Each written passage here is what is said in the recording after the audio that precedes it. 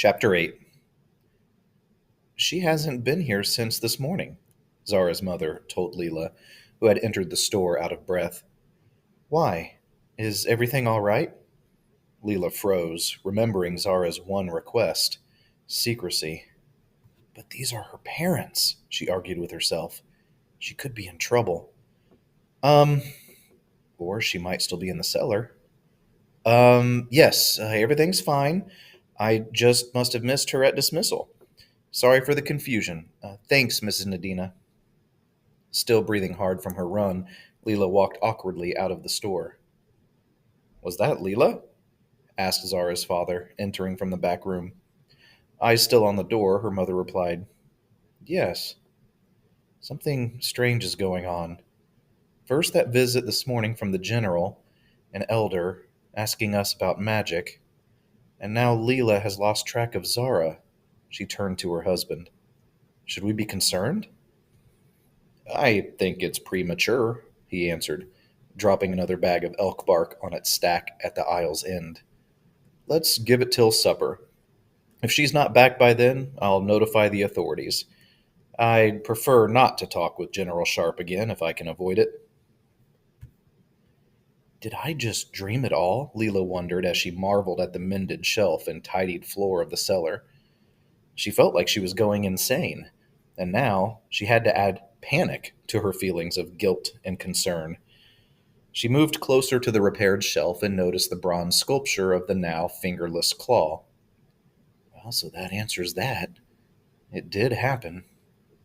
Clearly, someone had cleaned up the mess, and clearly Zara was not there. Leela exited the cellar and worked her way back toward the inner city, oblivious to the merchants and pedestrians around her completing their daily rituals. She considered notifying the guards and starting a search party, but Zara's parents would inevitably do that anyway, and Leela wanted to get a head start. Picking up the pace, she began forming an idea in her head, unsure if it would work, but by the time she made it back home, she was determined to try. In her room, Leela's slender fingers delicately gripped her paintbrush, its fine bristles poised to translate her vivid memories onto the canvas. With each stroke, the image of her dearest friend materialized before her, the hues of Zara's aquamarine eyes exploding from her caramel skin and wavy midnight hair. As the colors mingled and danced, Leela's talent breathed life into the portrait, imbuing it with a palpable sense of warmth and familiarity. When Leela was satisfied with the likeness, she moved on to the simple silver compass that lay on her desk. Painting it, besides the facsimile of her friend, caused the real needle to quiver with newfound energy. Her act of painting, fueled by the deep wellspring of her emotions, was infusing the compass with a touch of magic. As she finished up the reflection on its surface, the actual subject pulsed, with a faint, ethereal glow. The painting was complete in an hour, and though Leela could have spent another 3 hours on it, Zara's parents were probably already notifying Illyrian security force about her absence, so she hoped that the rough approximation was enough for her plan to work. Placing her palette and paint on the bed, Leela approached her desk and picked up the compass. Its metal was warm from the imbuement of magic. The door to her room lay on the northern wall, yet the compass's needle pointed in the opposite direction. It worked! Leela celebrated in her head. Now having a beacon to connect her to Zara, Leela packed a change of clothes and some food, snuck out the door, and followed the needle.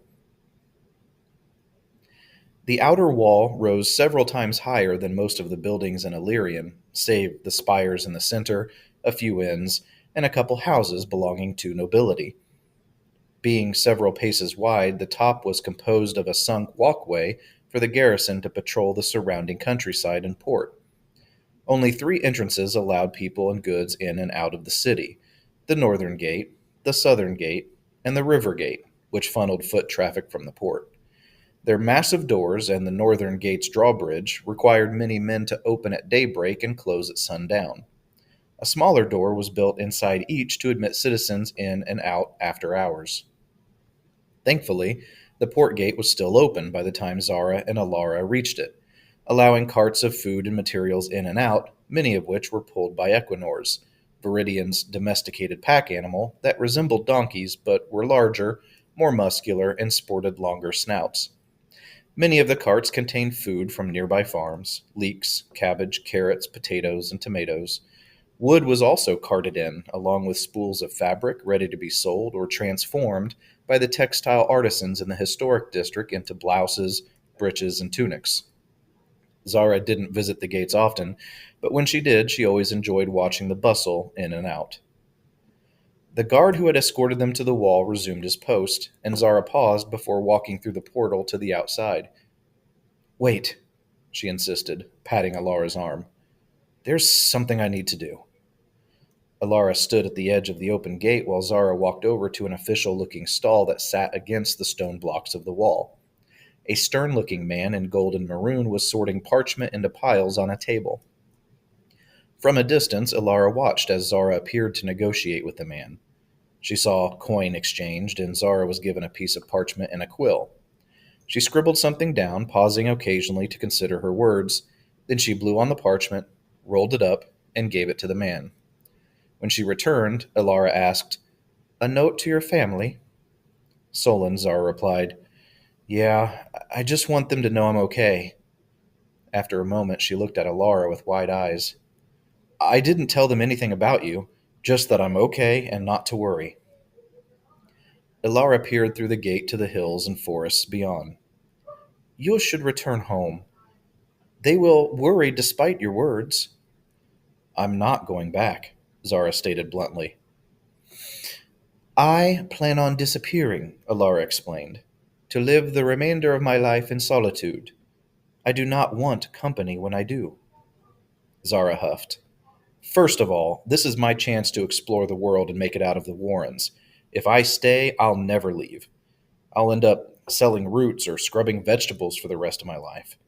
Secondly, the world needs to know what you know, and I want to know more. She held up the tiny bag of coin. And in case you've forgotten, I have money for transport unless you plan on robbing me. Lara's eyebrow raised skeptically. Technically, it's my coin, when you consider what was sold to earn it. Zara's mouth opened for a retort, but she had none, so she shut it. Still, you don't know anything about the modern world. You need a guide. Why have you charted Viridian? Are you an experienced explorer? Frustrated, Zara snapped back. Illyrian is one of the largest cities in Viridian. We see people from all over the world. I've been in school since I was 6, learning chronolore, numbers, making, nature studies, body studies. I guarantee I know more about today's world than you do. I'm not leaving. You can ignore me if you want, but I'm taking the same boats you are. Nodding gently, more in acquiescence than agreement, Alara responded, Just know that I am not responsible for you. I truly appreciate your help, but I am on my own journey. Yours may run parallel for a time, but my destination has only room for me. Okay, Zara agreed. For now. Together they walked under the shadow of the massive egress into the bright, wide open sunshine of the other side. Immediately the sounds of the city became muffled and were replaced by the buzzing of sailors loading and unloading cargo. Various ships, carracks, bollingers, longships, passenger transports, fishing boats, all floated at the edge of the West Ilios, tethered to docks or anchored in place. As they approached, Zara scanned them for one that looked as though the crew were preparing to disembark. One, a double mast freighter, was bustling with crew members hauling crates up the ramp and into the ship's hold. Excuse me, Zara began, hailing one of the men walking back down the ramp. A frayed gray bandana wrapped his sun darkened skin. We're looking for transport, Zara announced. Annoyed, the man pointed to the forecastle deck and rattled, Talk to the captain. Zara exchanged looks with Alara, and they mounted the ramp onto the ship. Immediately, Zara had to find her footing on the rocking planks. This might be a long voyage, she thought, trying to adjust to the swaying floor beneath her, which made it even more difficult to dodge the line of sailors coming and going. Eventually, the two made it up the steps to the front of the ship, where a block of a man was giving instructions to a sinuous one. Hello? Zara began after the subordinate walked away. Are you the captain? We're looking for transport. The wide man turned to inspect the speaker. Like most of the others, he also wore a bandana, this one red with white stripes. His dark trunk like arms poked through a worn leather vest, and his cream colored breeches puffed out at the knees before being stuffed into old boots. The tattoos on his arms and face, mostly of constellations, indicated he was nomad. His pigtailed mustache quivered as he spoke. Are you now? Aren't you a little green to be sailing on your own? I'm not. I'm with family, Zara answered, gesturing to Alara. Captain looked from Zara to Alara, then back to the younger. Oh, if she is family, then I'm the great sky crab. Alara took over. We have money. What is the rate for passage? Stroking one side of his mustache, the captain inspected the pair once more, trying to pinpoint their class. Well, that depends, don't it? Where you headed? The Reach, Ilara stated. The captain guffawed, one hand cradling his bulbous stomach, as though it would burst if he didn't. The Reach? Best sprout some wings, then. Off with you now. I have business to attend to. How far can you take us? Zara asked. The captain considered the proposal. For 5 suns, I can take you as far as the moorlands, but I don't venture past that. She looked at Alara. That'll have to do. Each, the captain clarified. 10 gold total? For us hitching a ride to a place you're going anyway? He shrugged. On a boat, space is at a premium. You dunno like it, you can walk. Huffing, Zara countered. How about 7?